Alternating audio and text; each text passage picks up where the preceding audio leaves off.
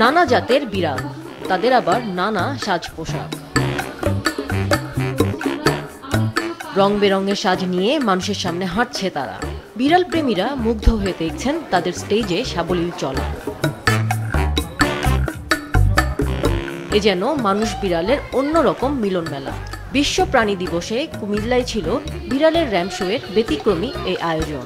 বিড়ালের র্যাম্পের তৃতীয় এই আয়োজনে প্রায় অর্ধ শতাধিক বিড়াল প্রেমী নিজ নিজ বিড়াল নিয়ে হাজির হন কুমিল্লার নজরুল ইনস্টিটিউট মিলনায়তনে। 1 বছর ধরে ওদের পালতেছি, তো সেই সুযোগ আজকে প্রোগ্রাম অ্যাটেন্ড করা আমার আজকে অনেক ভালো লেগেছে। এখানে পুরস্কারও পেয়েছে। এই মিলন মেলা, এই অনুষ্ঠান আমরা যারা বিড়াল প্রাণী পালি তাদেরকে আরো উৎসাহ বাড়ায় দেয়। হয়তো কেউ শখের বসে বিড়াল পালতেছে, চিকিৎসার ভয়ে ওদেরকে ফেলে দেয়, তো ওই থেকে চিন্তা করে আর কি আমি বিড়াল পালি।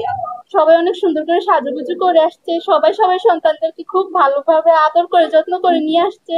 সবাইকে দেখে আমার খুব ভালো লাগতেছে। আমার অনেক ভালো লাগছে, সবাই বিড়ালকে আদর করে রাখতেছে, অনেক ভালো লাগছে।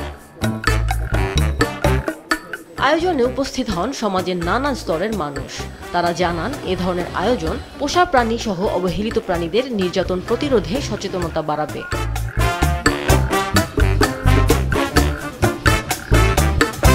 শিক্ষা সংস্কৃতির পাদপীঠে কুমিল্লায় প্রথম গত কয়েক বছর ধরে কিন্তু সাইফুদ্দিন রনি ভাই মানবিকতার পরিচয় দিয়ে এসেছেন।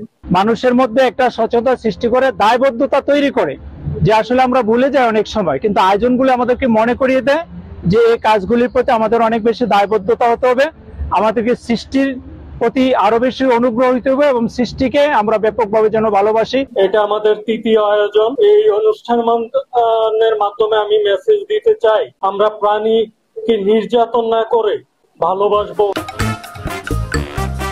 পোষা প্রাণীর সুস্থতা ও সুরক্ষায় স্কয়ার ফার্মাসিউটিক্যালস পিএলসি গুরুত্বপূর্ণ ভূমিকা রাখছে দীর্ঘদিন ধরেই।